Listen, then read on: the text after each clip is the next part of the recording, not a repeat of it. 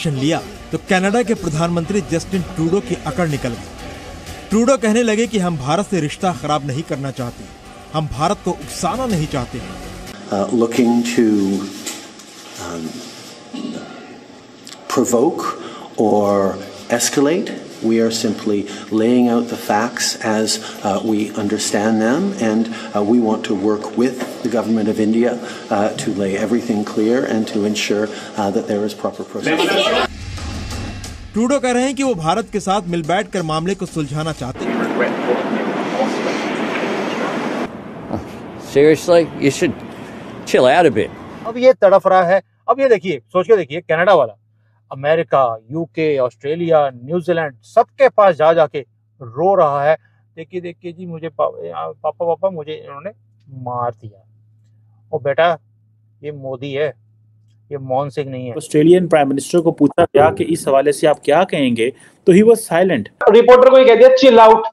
जब प्रधानमंत्री ये कहते चिल आउट, यानी आपके पास सबसे बड़े सहयोगी ने कह दिया अरे आप शांत रहिए, हम भारत से झगड़ा नहीं ले सकते। अभी एक हफ्ता पहले तो हम मोदी जी के साथ खड़े थे, फोटो खिंचा रहे थे। भारत जो है वो वेस्ट की डार्लिंग इसलिए नहीं है। वो वक्त बदल गया जब भारत को दुनिया की जरूरत थी, आज दुनिया को भारत की जरूरत है। कैनेडियन हुकूमत ने कत्ल की छानबीन की तो फिर पता चला कि ताने बाने इंडियन सिफारतकार पवन कुमार से मिलते हैं। आप इमेजिन करें अगर इस तरह का वाकया खुदा न खास्ता कोई पाकिस्तान के हवाले से छोटा सा भी कोई इस तरह की शक का भी इजहार किया जाता तो मगरिब से क्या रिस्पांस आना था, कितने कितने हमें लेक्चर आने थे। मैं जस्टिन ट्रूडो को मैं भी ये कहता हूँ, वाकई में अगर दम है ना, सारे इंडियंस को एक ही दिन में निकाल के दिखा।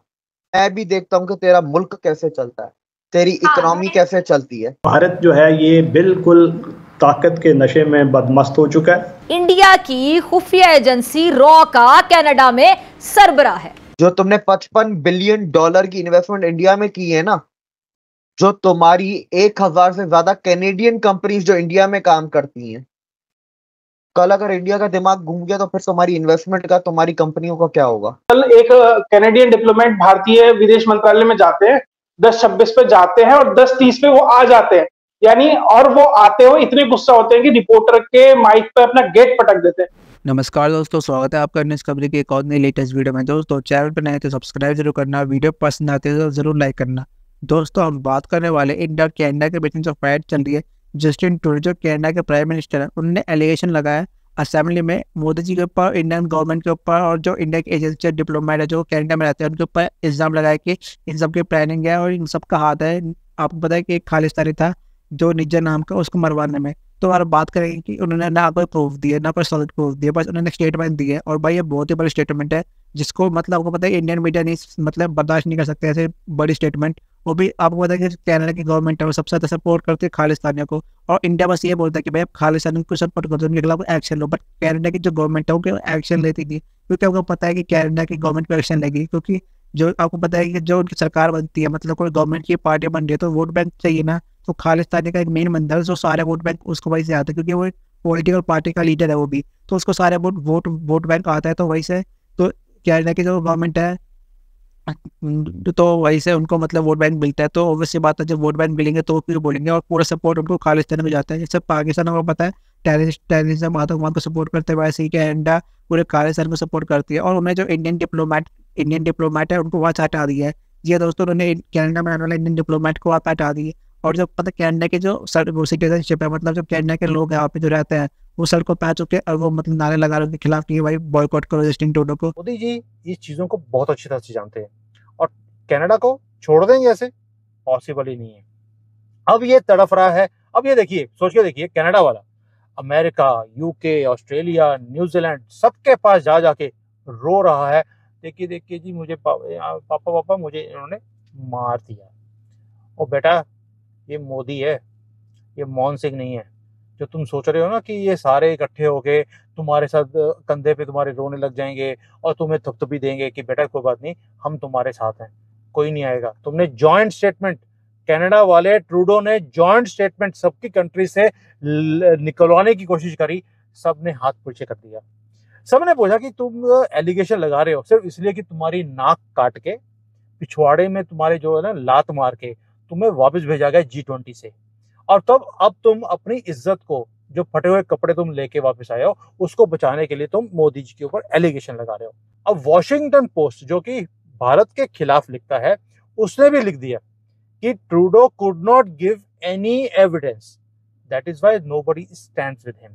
और ये वो टाइम है जब America, western world Modi ji को और भारत को अपने पाले में लेके आने की कोशिश कर रहा है, और वहां पर ट्रूडो जैसे आदमी, बेवकूफ जिसको बोलते हैं हम लोग, वो लगा हुआ है कि भारत का नाम खराब किया जाए, मोदी जी का नाम खराब। सिचुएशन ये पैदा हुई है कि जो ऑस्ट्रेलियन प्राइम मिनिस्टर हैं, जो कि ये सीम्स वेरी बड़ा एक करीबी ताल्लुक नज़र आता है उनका इंडिया के साथ, और आपको याद है वो आए थे इंडिया और फिर प्राइम मिनिस्टर मोदी भी गए थे वहाँ पे, और उनसे एक सहाफ़ी ने पूछा कि आप जो बड़ा करीब थे और आपने मोदी को बॉस कहा था, दी बॉस कहा था, उस पे अभी you still believe it's right? Because Canada ने तो इल्ज़ाम लगा दिया है कि इंडिया जो है वो इन्वॉल्व है और उन्होंने इनका डिप्लोमेट को, रॉ के हेड को वहाँ पे निकाल दिया है।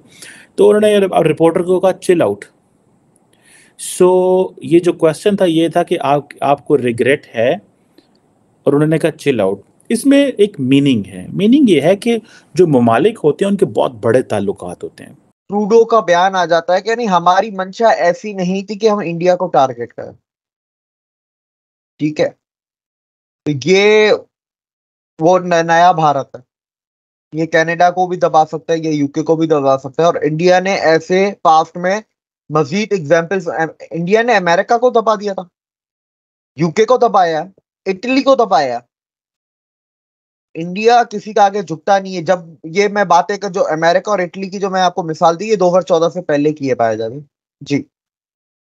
बिल्कुल ऐसे ही है, नो डाउट कि इंडिया जो है इस टाइम ताकत, बहुत ज्यादा ताकतवर, हम कह सकते हैं पावरफुल कंट्री साबित हो रही है। लेकिन अभी आपने बात की कि जस्टिन ट्रूडो जो है वो G20 का पार्ट है, तो अब हम देखते हैं कि कनाडा के अंदर कैनेडियंस जो हैं वो ही बायकॉट जस्टिन ट्रूडो करे, और उनका कहना है कि अभी कनाडा की जो हालात हो रहे हैं वो पाकिस्तान जैसे हो रहे हैं, और पाकिस्तान बने कनाडा, इससे पहले उन्होंने कहा है कि बायकॉट जस्टिन ट्रूडो, और यहाँ से आप बाहर में जाएं, दफा हो जाएं, लेकिन यहाँ से चले जाएं।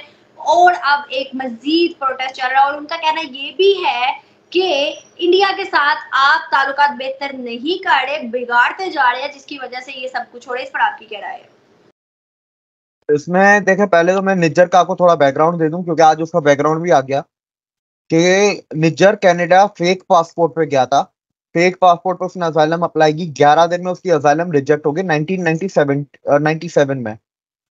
उसके बाद जब उसका ये कैंसिल हुई तो वहां पर उसने स्पॉन्सर मैरिज की, ठीक है, तो स्पॉन्सर मैरिज पे भी उसका रिजेक्ट हो गया। तो Canadian media is blasting Justin Trudeau के ये तुम जैसे कैनेडियन तुम कह रहे हो ये टेररिस्ट है, और ये लीगली हमारे मुल्क में आया भी नहीं, तो इसको तुम किस तरीके से तुम कैनेडियन कह रहे हो, ठीक है। तो ये चीजें भी उधर वो मीडिया में चल रही हैं। कुछ सर्वे भी आए हैं जिसमें से 10 में से सिर्फ 2 लोगों ने बोला है कि हमें ट्रूडो पसंद है।